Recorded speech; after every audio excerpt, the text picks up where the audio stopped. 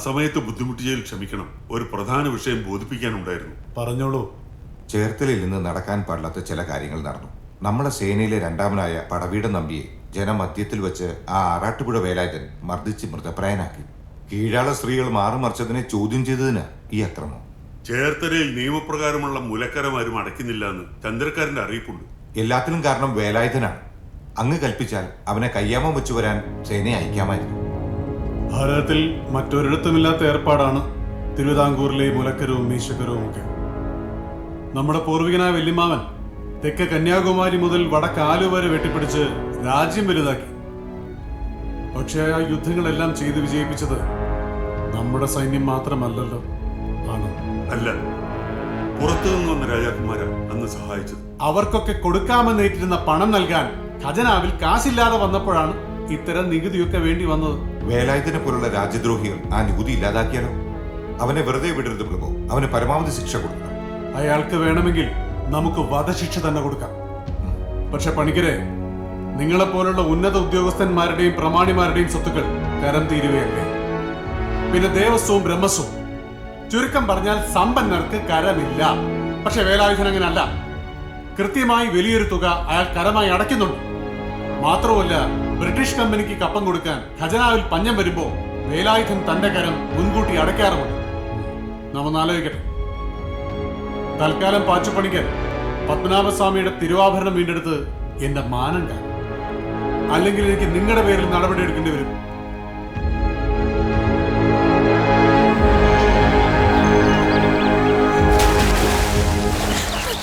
എന്റെ ചിരി കണ്ടേട്ടാ, ഒന്ന് വേഗം വാ. വന്നു നങ്ങേലി പെണ്ണേ.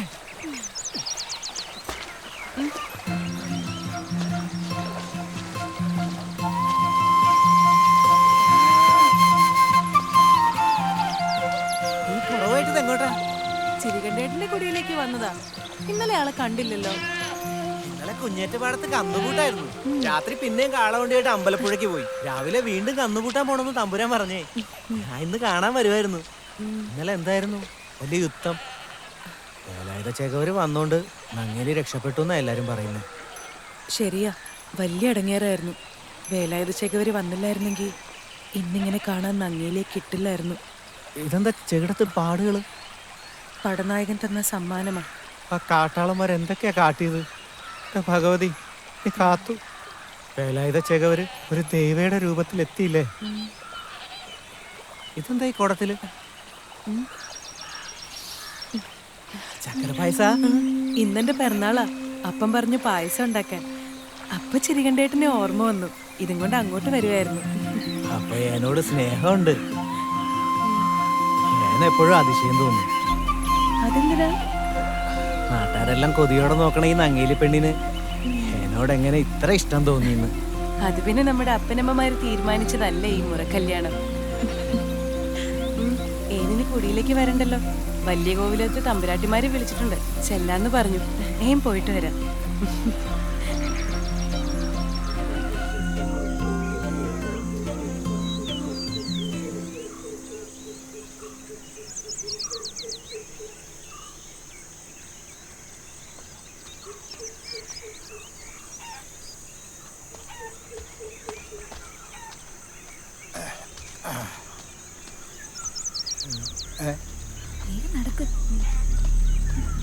ആരാ ജാനകി? അതെ, സാവിത്രിക്ക് കുളിരുണ്ടോ? ശരീരം വിറയ്ക്കുന്നല്ലോ. അല്ല, എന്ത് പറ്റി സാവിത്രിക്കുട്ടിക്ക്?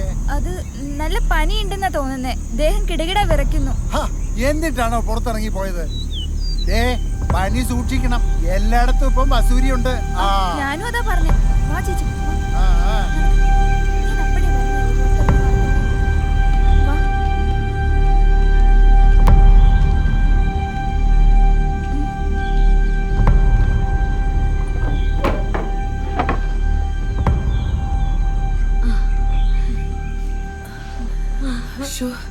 തമ്പ്രാനെ കണ്ടപ്പോ വിചാരിച്ചു കുഴപ്പായെന്ന്.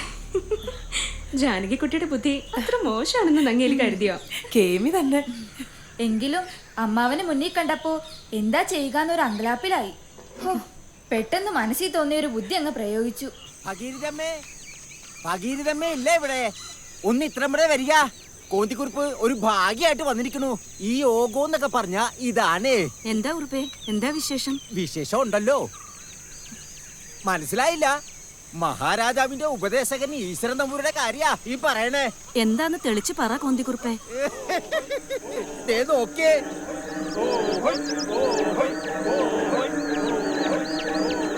ആ ഇങ്ങോട്ട് വെക്കിയ ഇറങ്ങുക.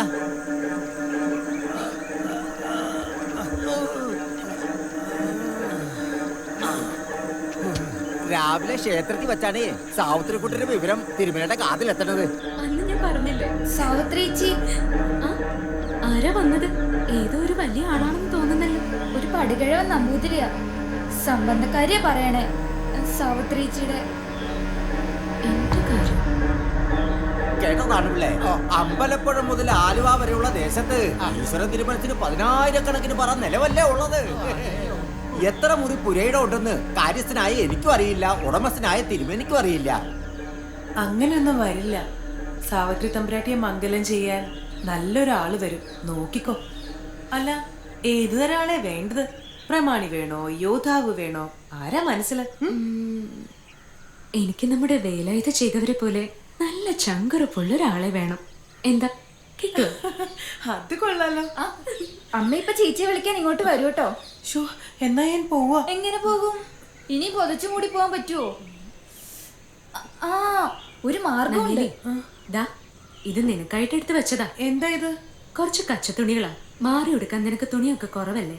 പിന്നെ നിനക്കൊരു മുത്തുമാലയും നല്ലൊരു കമ്മലും കൺമഷിയും ഉണ്ട്. എന്നാ ഇതൊന്ന് പോയി ഉടുത്ത് നോക്കട്ടെ. പുടവയൊക്കെ രാത്രി എടുത്ത് നോക്കിക്കോ. പകല് വല്ലവരും കണ്ടാൽ പിന്നെ അത് മതി. ആ വാ വാ, അമ്മ വരുന്നതിന് മുന്നേ വേഗം പോവാ.